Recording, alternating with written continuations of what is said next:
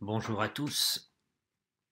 Eh bien, aujourd'hui, nos scénaristes n'ont pas voulu vous laisser dans cet état pitoyable d'un moi qui s'évapore, d'un moi diffus, dont chaque gouttelette part en fumée.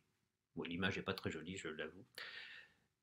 Et donc, lorsque Hume nous a laissé pantois, parce que nous n'existons pas, enfin ce jeu qui vous parle, finalement, n'est un jeu que maintenant, mais en réalité, lorsqu'il réfléchit à lui-même, il ne peut se percevoir comme quelque chose qui est.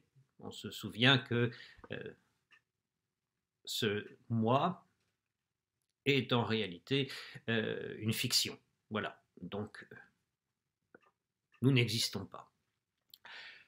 Alors, heureusement que nos scénaristes ont bataillé toute la nuit pour essayer de trouver une antidote à cette option de Hume, dont je rappelle qu'elle est fondée sur le principe de la perception. Seul ce que je perçois est réel, et c'est dans cette perception, dans ces émotions, dans tout ce que vous voulez, que je peux avoir une idée réelle. Bien. Alors, nous n'allons pas jouer Hume contre Descartes ou Descartes contre Hume en disant bah, il y a les empiristes, les rationalistes, etc., etc. Ça, je laisse ça à ceux qui écrivent des torchons. Allez, on jette un voile pudique parce que je vais être méchant. Donc on laisse ça de côté.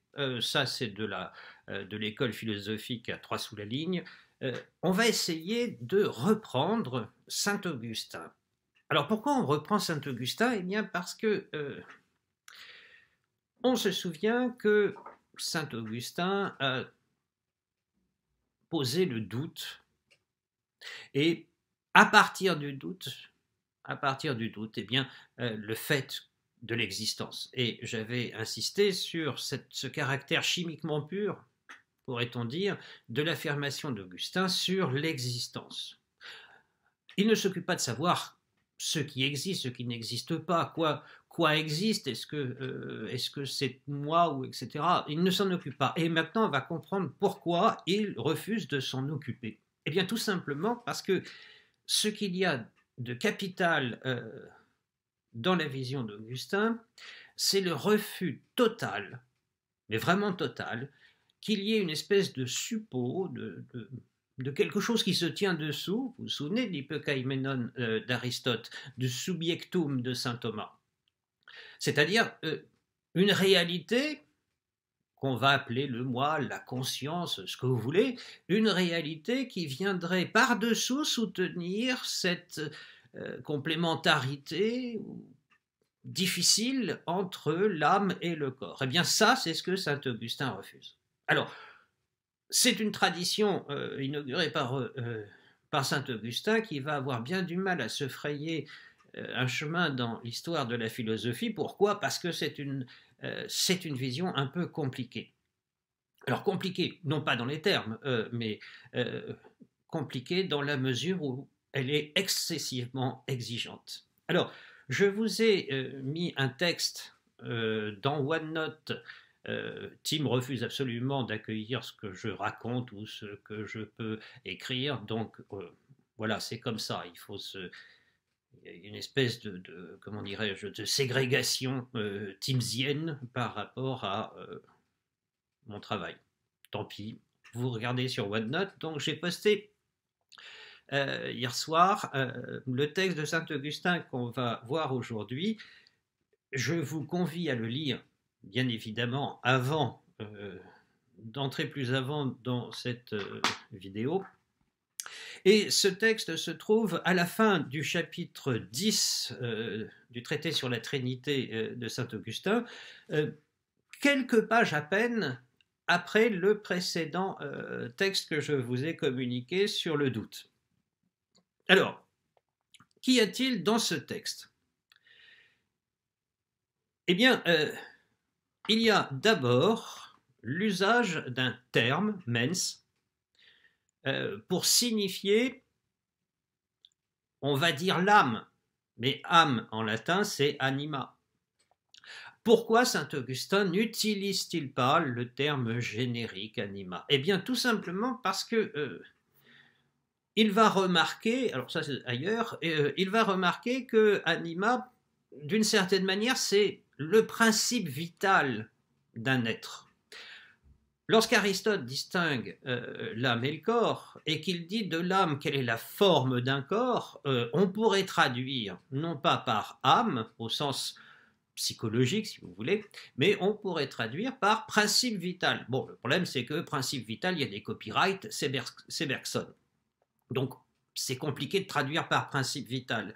Mais si nous restons chez Augustin, cette notion d'un principe vital est capitale parce que ça va permettre à Augustin de dégager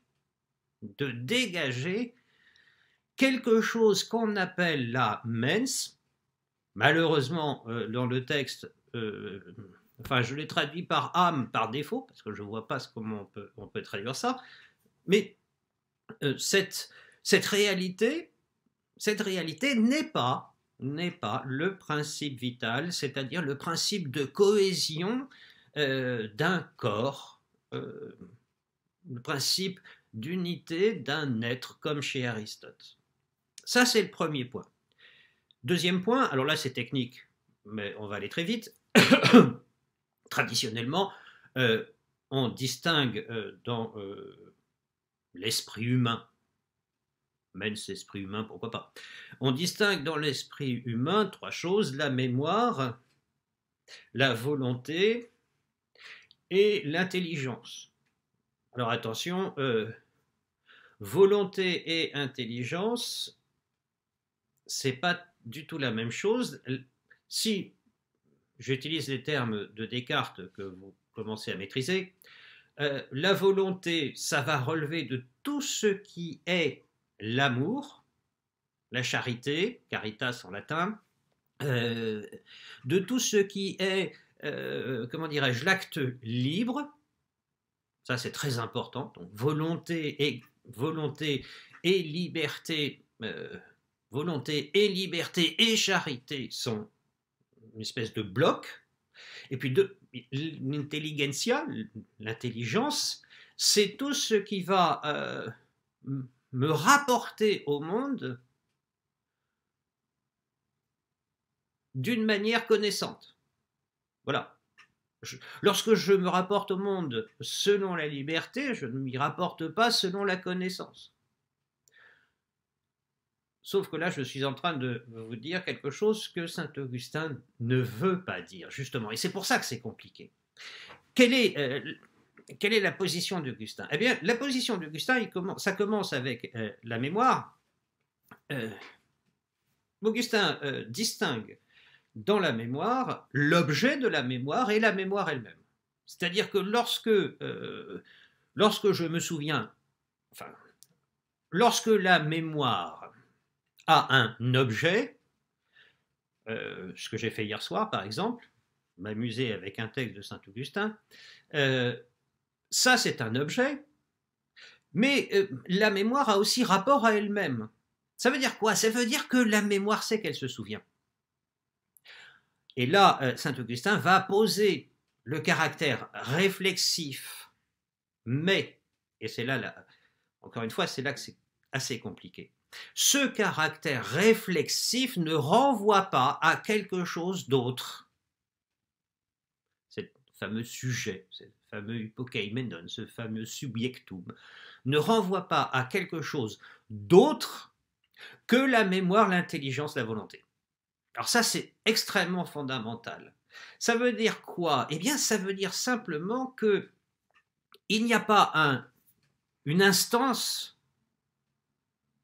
métaphysique qui serait par-dessous ces trois facultés. Il n'y aurait pas, par exemple, une âme qu'on va traduire de manière moderne par un sujet, et il n'y a pas un sujet dont l'intelligence, la mémoire et la volonté seraient des propriétés. Il n'y a pas moi, et puis moi, je me souviens, et puis moi, je connais, et puis moi, je veux. Ben, c'est ce moi qui est par-dessous que saint Augustin réfute. Comment ça se passe? Eh bien, ça se passe d'une manière assez juste, me semble-t-il. Saint Augustin va utiliser ces trois facultés en disant qu'en réalité, ces trois facultés ne sont toujours ensemble. Je ne peux pas distinguer dans un acte humain, quel qu'il soit. Alors là, pour le coup, on ne va pas essayer de s'embêter à savoir si c'est ceci, cela. Un acte humain, de quelque nature qu'il soit, est toujours un acte de la mémoire et de la volonté et de l'intelligence. Je ne peux pas dire je me souviens. Point barre. Je me souviens, mais je me souviens connaissant. Mais je me souviens voulant ou aimant ou haïssant. Ce qui est pareil, du point de vue de la volonté, du point de vue de l'usage. Vous voyez? Donc, l'idée de saint Augustin, c'est qu'il n'y a pas de sujet et qu'à chaque fois, tout acte humain est la mise en jeu de ces trois facultés. Et ces trois facultés sont ce que saint Augustin appelle la mens. Il n'y a pas d'écart entre la mens et la mémoire et la volonté et l'intelligence. Il n'y a pas d'écart. C'est la mens, c'est exactement la volonté, la mémoire, l'intelligence. Cette négation par Augustin du fait qu'il y ait quelque chose d'en dessous, d'antérieur, qui soit, du point de vue ontologique, on va dire premier, eh bien, cette négation d'Augustin va amener à comprendre que cette mens est en réalité une seule vie, et ça, c'est capital. Ça, c'est capital, parce que là, avec Augustin, nous sommes dans l'existence. Nous ne sommes pas dans une espèce de décortiquage de notre esprit, parce que le décortiquage de notre esprit, justement, qu'est-ce que ça va donner? Ça va donner Hume. Ça va donner une volatilité du moi. Et quand je dis volatilité, il faudrait employer un terme beaucoup plus fort que la volatilité. Chez saint Augustin, ce refus de poser un possible sujet dont la mémoire, l'intelligence et la volonté seraient des attributs, des propriétés, si vous voulez, ce refus de poser un sujet par-dessous va permettre à Augustin de comprendre que ce qu'est cette mens, c'est une existence. Qui sommes-nous? Nous sommes cette existence. Et nous sommes cette existence qui se déploie, mais qui se déploie dans une mutuelle intériorité de la mémoire, de la volonté et de l'intelligence. Et donc, cette unité d'être, cette unité d'existence, de vie, comme dit saint Augustin, cette unité de vie que nous sommes toujours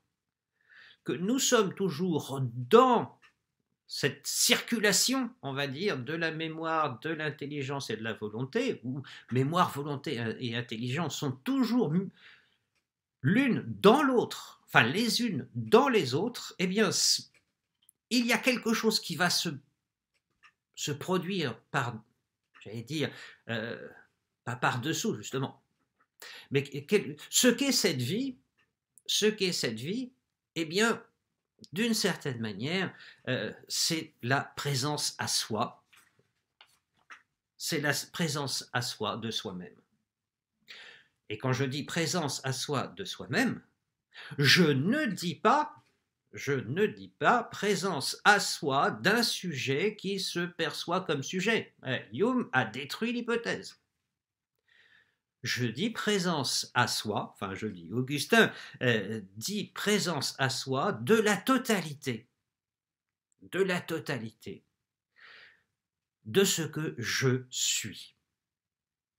Et je suis, j'existe comme mémoire, intelligence et volonté, dans une espèce de ronde, si vous voulez, de chacune des trois facultés, l'une dans l'autre, les unes dans les autres, et chacune d'entre elles vis-à-vis de soi-même. La mémoire est présente à soi-même, l'intelligence est présente à soi-même, la volonté est présente à soi-même.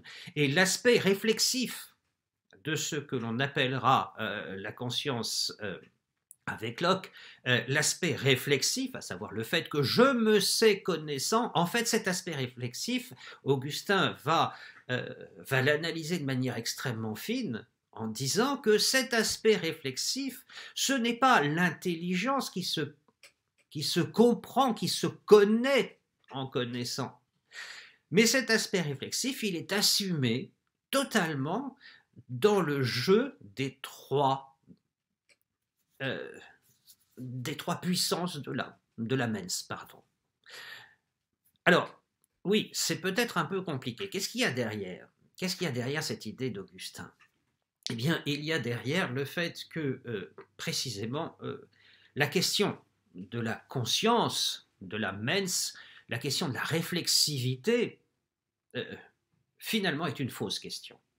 La première question, c'est la question de l'existence. Je suis une existence. Je suis une existence. Et dès lors que je veux essayer de savoir ce que je suis, et même Augustin va permettre d'aller plus loin en disant, et si je me pose la question de savoir qui je suis, eh bien je vais poser cette question non pas en distinguant de manière fictive, comme dit Hume, ce moi vaporeux, qui ne cesse de s'évaporer d'ailleurs, je ne vais pas procéder en distinguant cette espèce de sujet, ce qu'il y a dessous, ce subjectum, cet hypokaimenon, dont tout ce que je pourrais faire penser, etc., ne serait que ne serait que des propriétés. Le sujet, vous et moi, nous sommes nos propriétés. Nous sommes nos actes. Et là, ça va aller très loin, parce que saint Augustin va pouvoir permettre de ne pas faire la différence entre mes actes et moi-même, entre ma pensée et moi-même, etc., etc. Je suis ma pensée, je suis ma mémoire, je suis mes actes, et on va aller plus loin, je suis mon corps, c'est-à-dire que le corps ne va plus être compris comme une espèce d'opposition à la mens.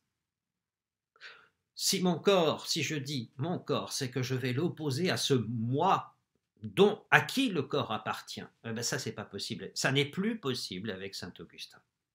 Voilà. Alors on peut remercier nos chers scénaristes de nous avoir un peu, comment dirais-je, ravigoté, n'est-ce pas? Je ne voulais pas vous laisser dans cette espèce d'incertitude terrible de savoir si vous existiez et combien de temps vous existiez, parce que avec Hume, vous n'existiez plus. Alors heureusement, maintenant, vous allez pouvoir passer un excellent dimanche des Rameaux avec la certitude que vous êtes. C'est pas beau la vie?